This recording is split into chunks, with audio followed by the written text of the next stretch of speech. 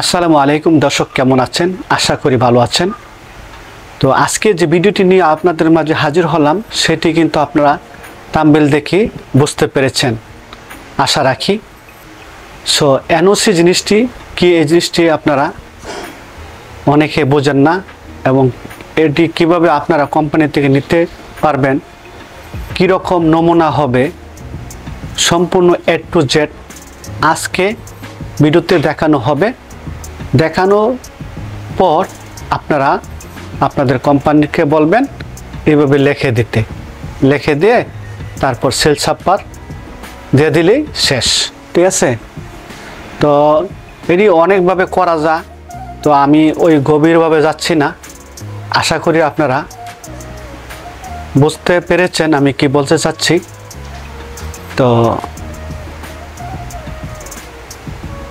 ভিডিওটি দেখতে হলে আমার সঙ্গে থাকুন এবং দেখতে থাকুন। তো ভিডিওটি দেখার আগে ছোট্ট একটি রিকোয়েস্ট, যারা এখনও আমার চ্যানেলটি সাবস্ক্রাইব করেন নাই দয়া করে আমার চ্যানেলটিকে সাবস্ক্রাইব করে ভালোবেসে সঙ্গে থাকবেন। আর যারা অলরেডি সাবস্ক্রাইব করে ফেলেছেন তাদেরকে জানাচ্ছি অশেষ ধন্যবাদ। সো বন্ধুরা, লেটস গো স্টার্টেড।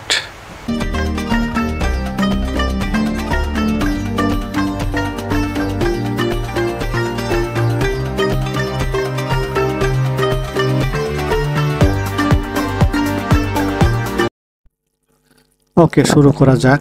সো আমি যেটা দেখাতে যাচ্ছি আপনাদের এনওসি যে লেটারটা কিভাবে আপনারা মেক করবেন, ঠিক আছে?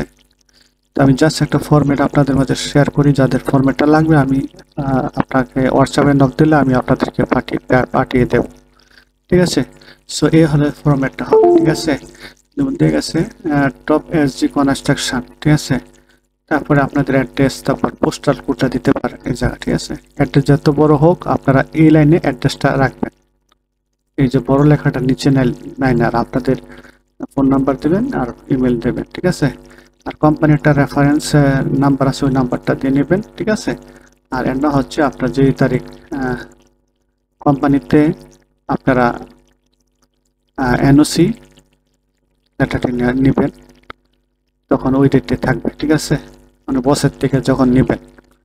আর এনওসিটা অর্থ কি হচ্ছে, নো অবজেকশন সার্টিফিকেট। এটা একটা ক্লিয়ারেন্সের মতো নিয়ে যে আপনি যাবেন, আপনার বসে জানে এবং আপনার প্রতি বসের কোনো কমপ্লেন নেই, ঠিক আছে? এইটাই নো অবজেকশন সার্টিফিকেট। আপনারা আশা রাখি বুঝতে পারছেন। এরপর লিখবেন this is the carefully date, আপনার নামটা দেবেন, তা আপনার ফাদার নাম, তারপর হলো মাদার নাম, ঠিক আছে? পাসপোর্ট নাম্বারটা বসায় দেবেন, ঠিক আছে? তারপরে অ্যাড্রেস দিবেন, যত বড় হোক ওই অ্যাড্রেসটা দিয়ে দেবেন। তারপর দেবেন has been rendering the service is in our company as, ঠিক আছে? এত তারিখ থেকে এত তারিখ সে কাজ করে, ঠিক আছে? এ পর্যন্ত স্টিল নাও, ঠিক আছে? বুঝতে পেরেছেন? বা কন্টিনিউ, স্টিল নাও দিতে পারেন, কন্টিনিউ দিতে পারেন। তারপরে he is well known to me and bearer is good moral character he wishes to travel Spain. যে দেশে যাইবেন ওই দেশের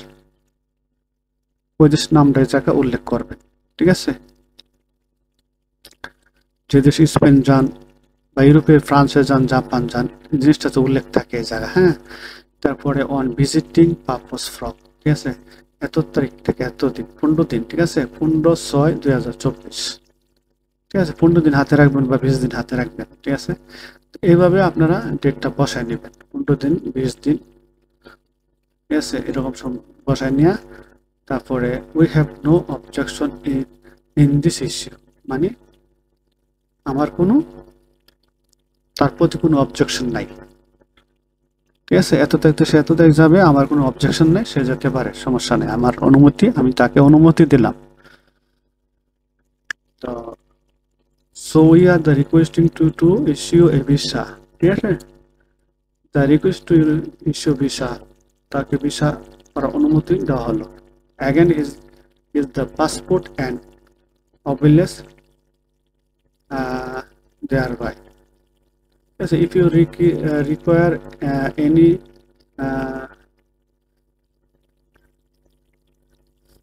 future information, please feel me to contact us. ঠিক আছে, তো এই জায়গা আপনাদের বসের কন্ট্যাক্ট নাম্বার দিবেন। ঠিক আছে, বসের কন্ট্যাক্ট বা পিএম বা ডাইরেক্টর যাই কন্ট্যাক্ট নাম্বার দিবেন এবং বসের নাম লিখবেন, সাইন নেবেন, তারপর কোম্পানির সেল দিবেন। ঠিক আছে, কোম্পানির সেল সাপোর্ট দিবেন এইভাবে। ঠিক আছে, কোম্পানি দিয়ে দিবে আপনাদেরকে সেল সাপোর্ট। ঠিক আছে, আর কি বলবো, আপনারা আশা রাখি বুঝতে পেরেছেন। আর যদি না বুঝেন এটা ট্রান্সলেশন করে নেবেন, ইংলিশ টু বাংলা ট্রান্সলেশন করে মোটামুটি আপনারা বুঝতে পারেন যারা বোঝেন না, ইংলিশ কম বোঝেন। ঠিক আছে, তো এইভাবে সুন্দর করে গুছায় রাখবেন। তো গুছায় রাখলে 100% আপনার লেখেও আপনার বস থেকে সাইন নিতে পারেন। ঠিক আছে, আর আপনারা চাইলেও কোম্পানি থেকে আপনাদেরকে এই এনওসি লেটারটা দিবে। ঠিক আছে, যে কোম্পানি দেবে না তাদের বিষয় অন্যটা। ঠিক আছে, না দিলে তো কিছু করার নাই। তো এই ছিল আপনাদের ফরম্যাট।